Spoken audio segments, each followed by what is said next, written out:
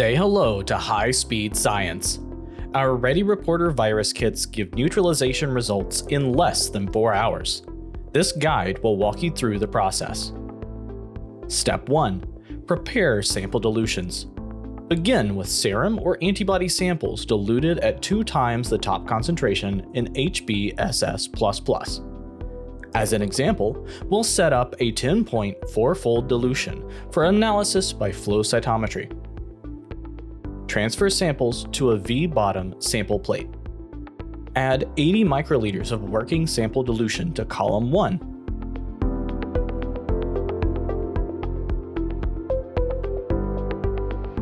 Add 60 microliters of HBSS++ to columns 2 through 11. Draw 20 microliters of the sample from column 1 and transfer it to column 2. Pipette up and down to mix. Draw 20 microliters of the sample from column 2 and transfer it to column 3. Repeat serial dilutions, ending at column 10. Here is the suggested layout. Step 2. Add RRV particles to the assay plate. Now we'll prepare the RRV particles. Thaw the RRV particles at 37 degrees Celsius for 3 minutes. After thawing, dilute the RRV particles in HBSS++. Refer to the technical datasheet for the recommended input volume. Pipette up and down to ensure particles are resuspended. Pour the diluted RRV particles into a reagent reservoir. Add HBSS++ to the last column of a U-bottom assay plate. Transfer the RRV particles to the assay plate. Here is the suggested layout. Step 3. Add sample dilutions to the assay plate.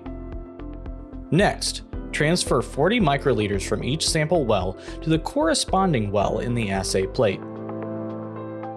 Step 4. Incubate. Cover the assay plate with a lid or plate seal, and incubate for 1 hour at 37 degrees Celsius. Step 5.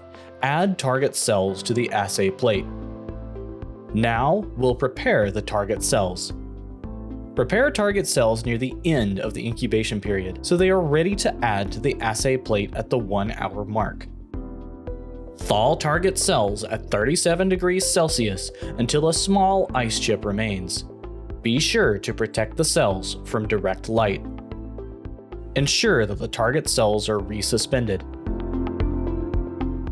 Add 500 microliters of cells to 5 milliliters of HBSS++. Add the fusion signal enhancer. Refer to the technical datasheet for the fusion signal enhancer input volume. Invert the tube to mix. Now let's transfer the target cells. Place the cell mixture into a reagent reservoir. Add 50 microliters of cell mixture to each well of the assay plate. Pipette up and down several times to mix. Step 6. Incubate. Cover the assay plate with a lid or plate seal.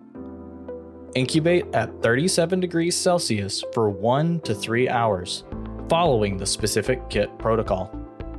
Mix every hour with a plate shaker or by pipetting up and down several times.